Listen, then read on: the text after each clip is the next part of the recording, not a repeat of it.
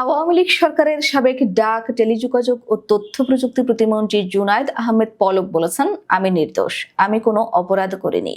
বুধবার 25 জুন ঢাকার আদালতে হাতিরঝিল থানার এক হত্যা মামলায় গ্রেফতার দেখানোর জন্য পলককে আদালতে হাজির করা হয়। আদালতে এসে সাংবাদিকদের তিনি একথা বলেন। সাংবাদিকদের প্রশ্নের উত্তরে পলক বলেন, আদালতে বই পড়ে সময় কাটাচ্ছি। এদিন সকাল 10টা 36 তাকে আদালতে হাজির করা হয়। তার বুকে বুলেট প্রুফ জ্যাকেট, মাথায় হেলমেট ও হাতে হ্যান্ডকাপ পরানো ছিল।